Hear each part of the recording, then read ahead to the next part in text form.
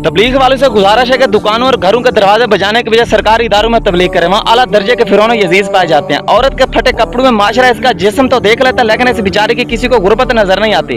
हमारा मसला ये भी है कि हम अपनी गलतियों को सुधारने के बजाय हम अपनी दाढ़ी बढ़ा लेते हैं। तवायफ के जनाजे में कोई जाना पसंद नहीं करता, जबकि तवायफ के पास जाने वाले लोगों के जनाजे में सब लोग पहली सफ में खड़ा होना पसंद करते हैं। पाकिस्तान में बंदा आमिल के पास जाता है कि मेरा काम नहीं चल रहा, जबकि आमिल उसी से 10,000 रुपये लेकर अपना काम चला लेता है। हम रोजाना पढ़े लिखे लोगों को रोड पर कचरा फेंकते हुए और अनपढ़ लोगों को कचरा साफ करते हुए देखते हैं। कुर्बानी का जज्बा कम और फ्रिज का साइज ज्यादा देखा जाता है। लोग जानवर का इंतखाब बाद में करते हैं, पहले अपना फ्रिज साफ करते हैं। वसाइल पर काबिज लोग गरीबों को बताते हैं कि भूख खुदा की तरफ से आप पर आजमाइश है।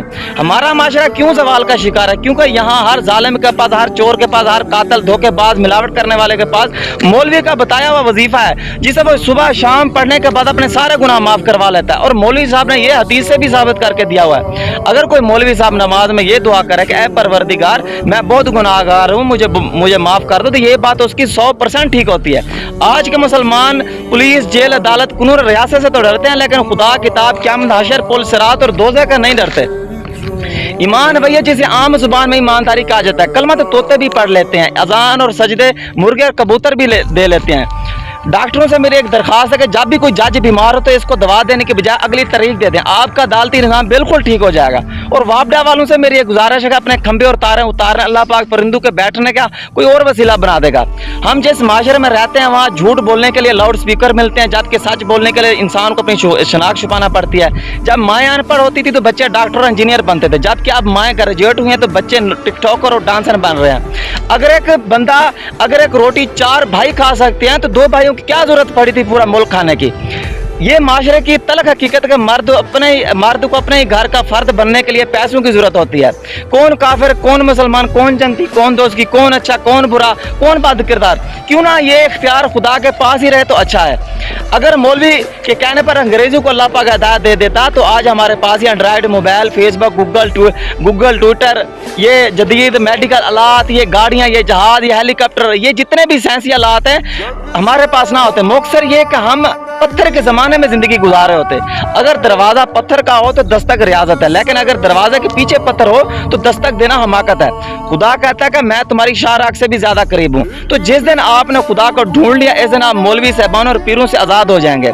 गुस्सा मत करें, दरबारों पर आप नंगे पाँव जाएं या रीं कर जाएं, कब्र में लेटा हुआ मर्दा शख्स आपकी मदद कभी नहीं कर सकता।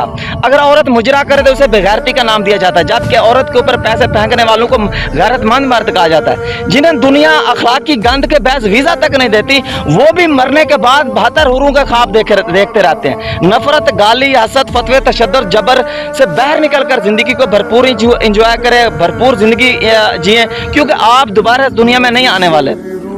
मर्द पहले औरत का नशा करता है, जब औरत का नशा उतर जाए फिर वो दौलत का नशा उसे चढ़ता है। जब दौलत का नशा भी उसका उतर जाए तो फिर इंसान मुकम्मल तौर पर ये मान जाता है कि ये दुनिया बिल्कुल फानी है। मौलवी साहब हमें जन्नत में ले जाएंगे, पुलिस वाले हमारी हिफाजत करते हैं, रियासत माँ होती है। कितने बेवकूफ़ होते जा रहे हैं। काफिरों को गालियाँ भी देते हैं और काफिरों को दुश्मन कहते हैं। Sweden, Denmark, Australia, Germany, UK भी हमने लाजमी जाना है।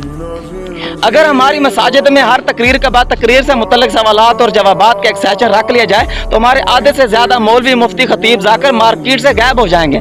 हमने अदब के चक्कर में कुरान को इतना ऊंचा रख दिया है कि अब इस तक हमारा हाथ तक नहीं पहुंच रहा। कैसे कर लो इंसान की जात पर भरोसा, मैयत पर रोने वाले भी गर्म बिरयानी मांगते हैं। अगर वजीफे पढ़ने से आपके मसले हल नहीं हो रहे तो आप बेहतर है कि आप किसी का वजीफा मुकर्रर करके देख लें। मौलवी लोग हमें वो सबक क्यों नहीं पढ़ाते जो हमारी दीनी कुतब से मगरब सीखकर तरक्की कर गया है। हमारे माशरे में सुलह की बैठक का मकसद कमजोर को हमेशा अपना हक छोड़ने पर राजी करना होता है। पाकिस्तान में बेरोजगारी से तंग आकर जो शख्स अमल बनता है, लोग इसी के पास रोजी के लिए तवीज़ लेने पहुंच जाते हैं। मोमनों के घरों से अगर आप काफिरों की जायदाद उठा ली जाए तो पीछे खाली प्लाट, नाड़ा, लोटा, मसवाक के अलावा आपको कुछ नजर नहीं आएगा। लैंड क्रूजर और फॉर्च्यूनर दो ऐसी मुतबर गाड़ियां हैं जो हर फिरका और हर मसले के आलम, पीर, मौलवी और डॉक्टर के पास पाई जाती है। और सितम ज़रीफ़ी ये कि इस पर किसी फिरके और मसले को कोई इख्तलाफ नहीं है, बल्कि मुकम्मल भाईचारा और मुकम्मल मजबूत इत्तेहाद है इनका आपस में। अपनी नस्ल को ऐश नहीं ईमान दें, इन्हें कामयाबी नहीं किरदार दें, इनके ज़हनों को रोशन करने के साथ साथ इनके दिलों को भी अल्लाह की याद से आबाद करें। असल रोशनी वो तरबियत है जो दुनिया में दी जाए, दिल से, नीयत से और दीन हक के लिए दी जाए।